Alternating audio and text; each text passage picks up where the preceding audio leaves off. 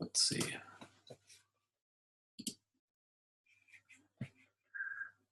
All right, you guys all see that?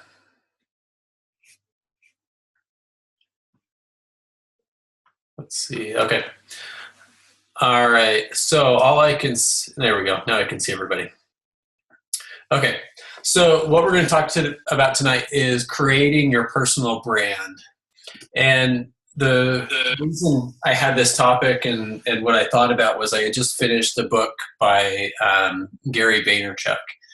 And he's going to be the keynote speaker at Summit this year. And I'm part of a men's group with some guys from Summer Tucker's downline and Chad Tucker. But so we were reading this book together, and it's really awesome. He's got some great ideas. He's a social media expert. He's built this huge business. He's a wine guy, so he does all these videos and stuff. He has this huge following, and he built it all on social media. Now he goes all over the place and does these speaking arrangements and everything. So I think he'll be really good for Summit. But and one of the big messages that he talked about in the book was creating your personal brand.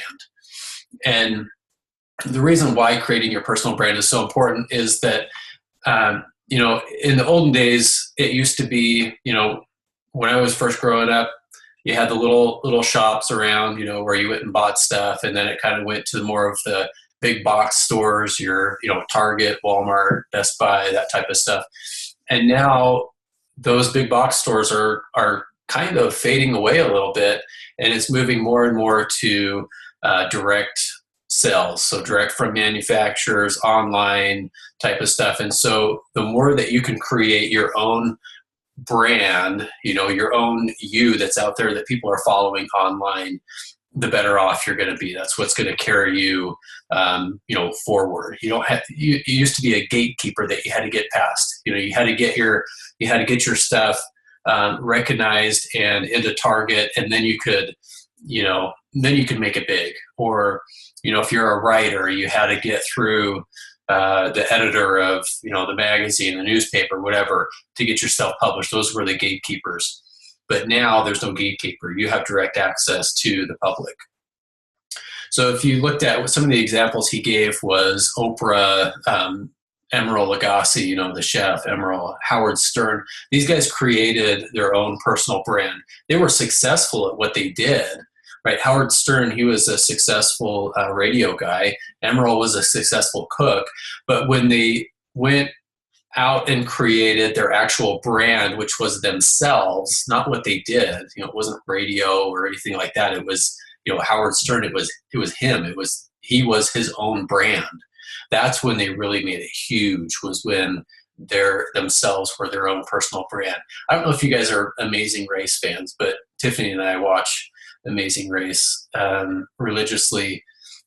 More so me. She usually falls asleep during it. But if you're watching this year, all the contestants on it are YouTube stars, basically.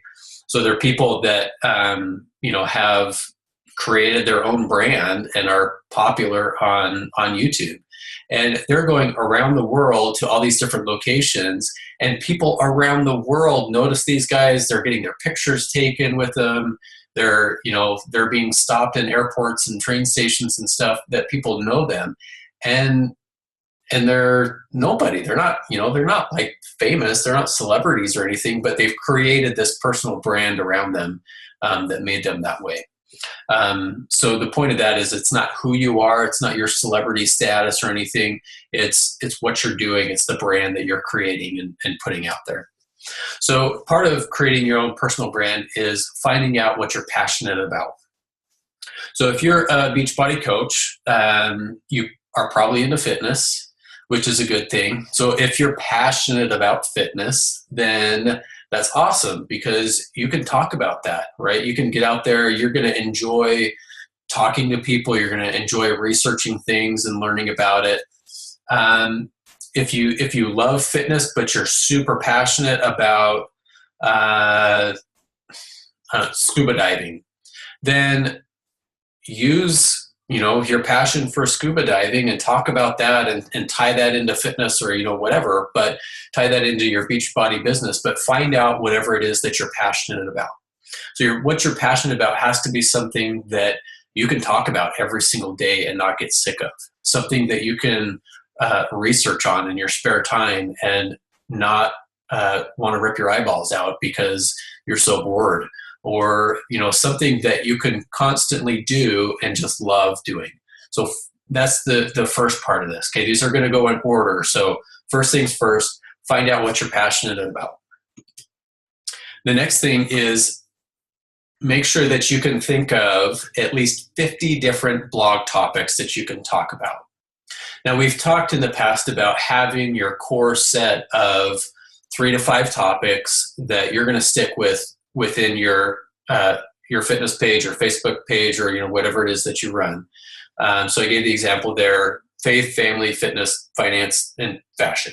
Okay, that's one person, they might have those 5 things that they're going to talk about, and they're going to cycle through their posting rotation.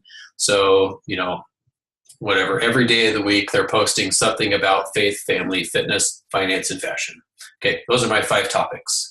But within those 5 topics, I want you to think of at least 50 different blog topics that you can talk about.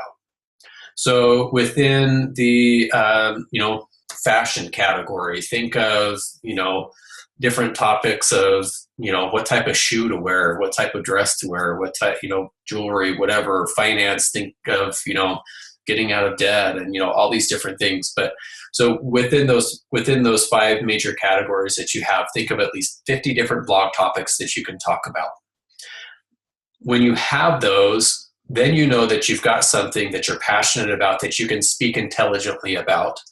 And creating content going forward is going to be that much easier for you. You can cycle through these. You don't have to think of something brand new every single time. You can put a little different twist on it, but think of those 50 different things that you talk about.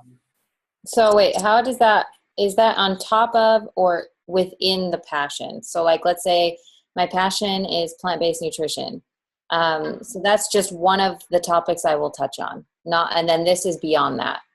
So this is within that. So if you're passionate about plant-based nutrition, then 50 different blog topics. I mean, you could go anywhere with that. You can talk about, how to get your kids all to eat different it. kinds, Yeah. All different kinds of vegetables, whatever, fruits, vegetables, nuts, wherever you want to go with that, but talk about the benefits of all of those different ones. Impacted that area of my life, how it's played a part in those 3 to 5 areas of my life, essentially.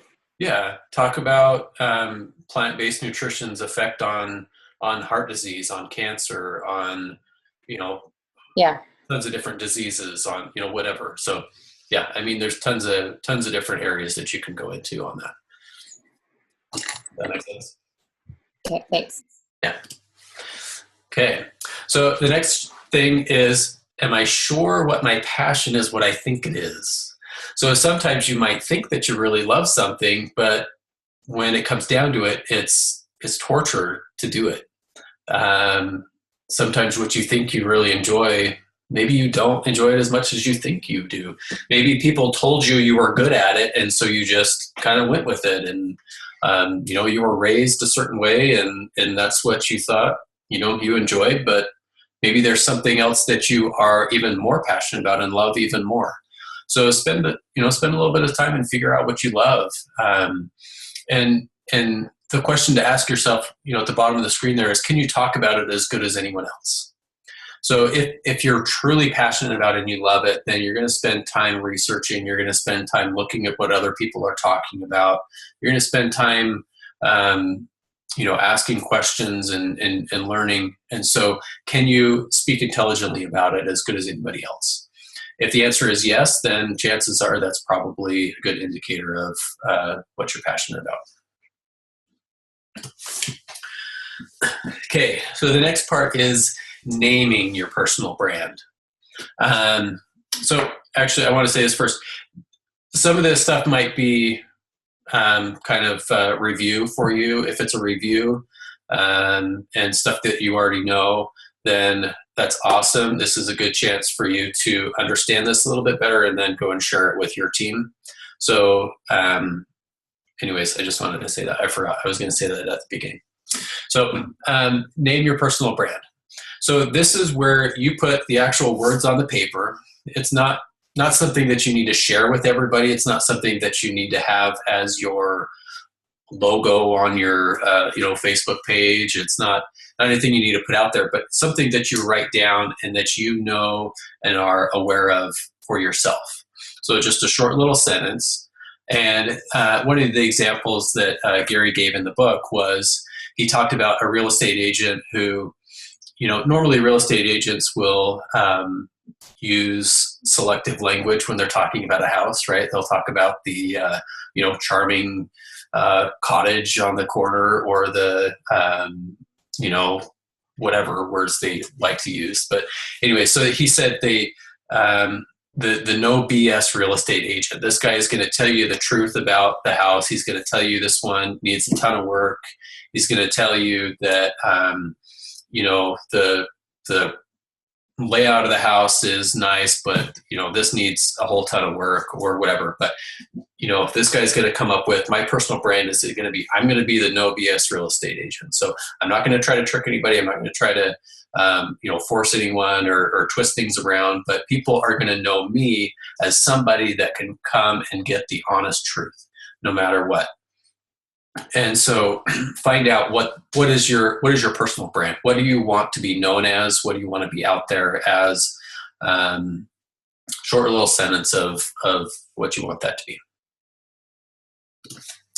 Okay. And then the next thing on there, after you figure out what your personal brand is choose your medium. So if you're the type of person that is charismatic, you're fun, you have an inviting personality, you like being in front of the camera, then make videos, not just workout videos, but make videos of, your self-cooking, or make videos of, you're telling a funny story, or, just any type of opportunity that you have to make a video of, getting in front of the camera. Get yourself out there. If you don't like your face in front of a camera, you don't feel like you really show very well on a camera, but you like the sound of your voice and you feel like that carries and that gets your message across, and it's going to bring people in, then try doing some podcasts.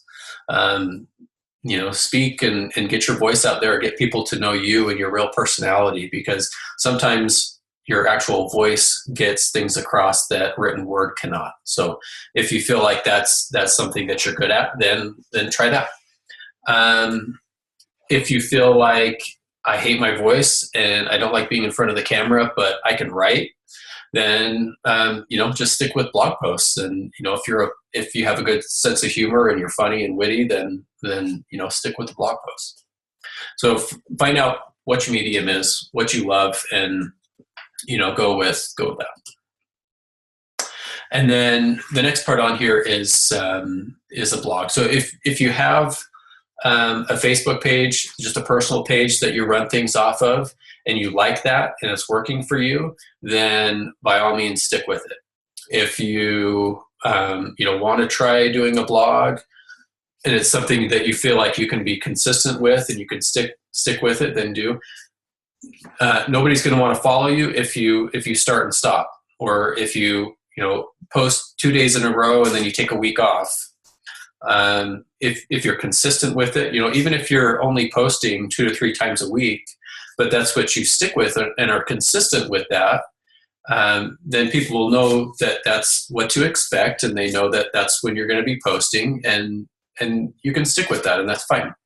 So if you have that, go ahead with it. If you want to just stick with your Facebook page, your fitness page, whatever, then that's perfectly fine too. Then you can stick with that. All right. So let's see, where was I? Okay, so everything that you do on whatever platform you choose, use use Facebook Connect, use those little icons, follow me on Facebook, follow me on Instagram, share, if you're using a blog or WordPress or whatever, use that, give people the opportunity to do something with what you're creating, to share it, to sign up for, to receive updates when you post something, or sign up to, get a free ebook, or, a recipe book or something that you've created. Give a call to action, is what they call it, some sort of call to action button where people can get on, they can see what you're posting, and they can interact with you somehow. Whether they can share what you're posting, they can like what you're posting, they can connect with you through other mediums, through Facebook, or just sign up to message you or something like that. So have a call to action button on there. Okay, so this next part is so important, because you have to know who your ideal audience is.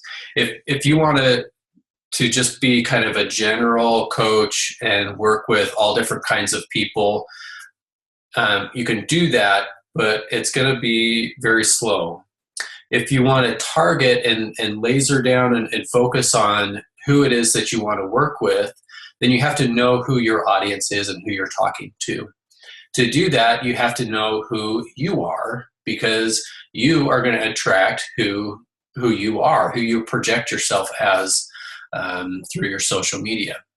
So one of the things that he talks about is speaking to your fears, your anxieties, speaking to your turnoffs when you're creating your posts. So before you signed up as a coach, maybe you had that fear inside of you that, man, maybe this is a scam. Maybe this is a pyramid scheme. Is, Shakeology, is that really worth it? I don't know.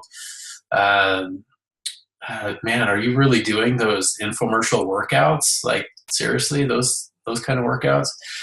Those are kind of those turn-off things that people see. And if you had those before, then don't be afraid to speak to those, to address them, and to talk about them. If you touch on your audience's fears, then it's going to give them solutions. It's going to give them a chance to realize that, hey, this person is really just like me.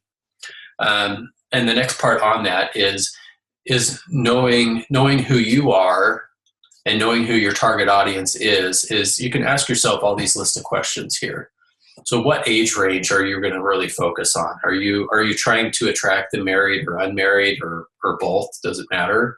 Are you going to attract those with kids or with no kids? Those that love animals? Or, what about, think about all these things that describe you. So spend some time and really write down on paper a list of all the things that describe you. Do you stress about random things that come about in your day-to-day life? Do you hate carpool? Do you what types of movies do you like? What types of jobs have you had in the past? What do you love the mountains? Do you love the beach? Do you like going to concerts or hiking or playing at the park with your kids? Do you love sports? What is it that you love, and what can you talk about? What have you tried in the past? Have you tried, Atkins diet, or, what type of diets have you tried? What types of pills have you used to try to lose weight? What workouts have you done in the past? Okay. Describe yourself, describe who you are. And all of a sudden you have 50 different topics of things that you can talk about on your page, because you're talking about yourself. You're describing yourself. You're talking about all these fears and different things that describe you, and you're going to be attracting and pulling out all these people that are just like you, that have the same feelings and fears and joy and everything that you do, and that's what you post about. That's where you get all your content from. Okay, so once you've figured out all your audience and your topics and medium and all that, that's when you start to post. And this is where he calls it building brand equity. So brand equity means that I'm not here on this page, on my fitness page, to sell you something. I'm not posting something on Facebook, or I'm not posting on my blog to sell you something. I'm building equity with you. I'm posting useful information. I'm posting something that adds value. I'm posting, interesting concepts. I'm posting about things that I've heard other people talking about. I'm creating conversation. These are the things that Gary talked about. And so I mentioned that he does a wine videos, podcasts, video type stuff. So he talks about all these different types of wine, and he says, you know what? I've gone to all these conventions, and you have all these people here talking about, they're sipping their wine and they're swishing it around and they're, gargling and spitting and, and describing, using all these fancy words of all these wines. And he says, you know what? Forget that. Like, you know what? This wine has a little taste of racquetball to it, or this wine tastes like a little bit of a sweaty sock, and so he's not afraid to put everything out there to build that equity with people and to really let them know what he honestly thinks. And he's not selling something. Yes, he does sell the wine, he does sell the alcohol, and he has a place and ships it all out. But that's not what he's doing these podcasts for. He's not doing it to sell something. He's building that equity so that people know that they can go to him and get good advice. They can get an honest opinion. And if they like what he's saying, then they can go buy from him. But if not, they know that they can go back to him. So if you've got some awesome content, if you've got some great helps for, something cool you've seen around, somebody talking about online, and you share that, people know that they can always come back to you as a resource, and it's something that is going to help them in their lives, not just fitness, but all around. So, we talk about adding value in your content, and it doesn't have to be, a big ebook, or doesn't have to be some, major journal article and something big. Just any little thing that you can put out there that's helpful. He has this Gary Vaynerchuk, he has another book called Jab, Jab, Right Hook, and you probably have heard of that. If not, we talk about the 80-20 rule. So you're not selling something constantly. 80% of the time you're creating, equity with people, and 20% you're putting your experiences with products out there so that they can, choose to follow you or not. Okay. So after you've been creating content and you've put it all out there, go back and look over your past 10 to 20 posts and look at the things that you're posting about, and do they really reflect who you are? Is it very heavily, fitness video and fitness oriented, or is it balanced like those 5 topics that we talked about? Does it accurately reflect what your passion is? Are you putting a lot of product images out there, and is it more of a sales page than an actual resource page where people can go to for help? Okay, so do a self-review. Go back and look at what you've been posting about and see kind of overall what are your topics trending towards. Okay, and one of the last parts on here is to create a community. And this is where I think it's so important and so helpful to build a community around your brand. You've got different options. There's blogsearchengine.com. You can go onto Google, search different blogs. You can go on to search.twitter.com. Find people who are talking about your passion. Find people who are talking about your topics. Go onto Twitter and see what people are talking about. And what you can do is comment on their posts, comment on the things that they're talking about. Find different fan pages or groups, find different blogs, and go in there and start talking and conversing with people. Comment on other people's posts.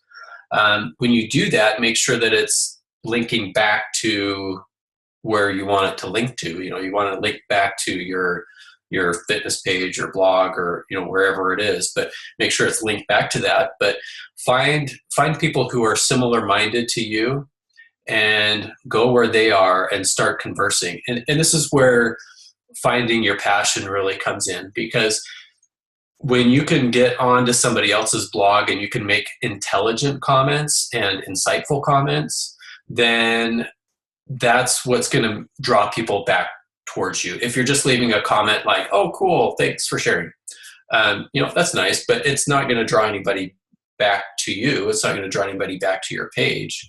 So converse with people, comment on people's comments, and then go back and comment again and comment on their comments, and create a type of bond with different communities, and create one of your own where you're drawing people back to you. Let's see, I should get everything on there. Yeah, so that just shows that you're there. This is part of the building equity part too, right? You're building up your what's the word? So just so you're not selling something all the time, right? You're there so that people can trust you and get to know you better. People are going to buy stuff from people that they know and trust more than they're going to buy stuff from a stranger. So get yourself out there, get yourself known. Okay. And then the last part on there is when people do comment back and they come back to your page and they make comments, make sure that you're commenting back so you're engaging all the time with people. This is the thing that takes the most time, but is going to be the most valuable. So creating great content is important, but this is where you're really going to create a strong community of people following you, and it takes a lot of time, and you have to track what blogs you're commenting on and where you are and what you're saying and stuff. And so it does take a lot of effort, and it needs to be something that you can stick with. And then what you need to do is repeat that. Okay, so you go back to those last two slides and you repeat it again and again and again and again. And that's where you really create this nice community of people behind you. Okay, so that's it. That's the call. I'll post that PowerPoint on there, but there were several things on there that I feel like would be really helpful for you guys, but also for your team as well. And so some of those things like, creating that list of the 50 different topics to post about, what your personal brand statement is, who's your ideal audience, that type of stuff, where you're actually writing down material and stuff to go off of. Spend a little bit of time doing that after we finish this call, and write those things out. And then as you present this to your team, like I said, I'll post this so you guys should be able to have access, and you can just share it with your team if you want. Not that you have to, but if you want. And then have them write those things out and really get detailed. Write things pen on paper, right? Old-fashioned way, write it out. That's what's going to really help it sink in and get them thinking about who it is that they want to, what type of audience that they want to find, and who they are themselves as a coach. Okay. All right, go ahead. Okay. So basically, when you're talking about finding a passion, and I don't know if he specifies this in his book that you were getting this from, but you know how people kind of talk about you can either be a jack of all trades and master of none. You can't be a jack of all trades, whatever, something like that. Yeah. Is it the same thing with passions? Like, should you, like on social media, really try to stray from having like 2 or 3 different things? What does he say on that topic?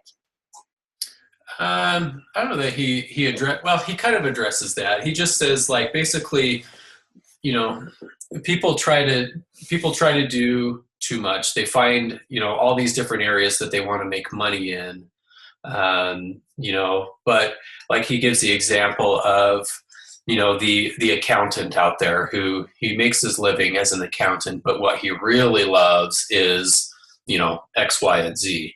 So yeah, sure, you can be an accountant during the day, but in your off time, go in and pursue your passion. So I think that's kind of where it falls in is find out those few different areas that you really love and you love doing, and spend your time and your efforts focusing in on that.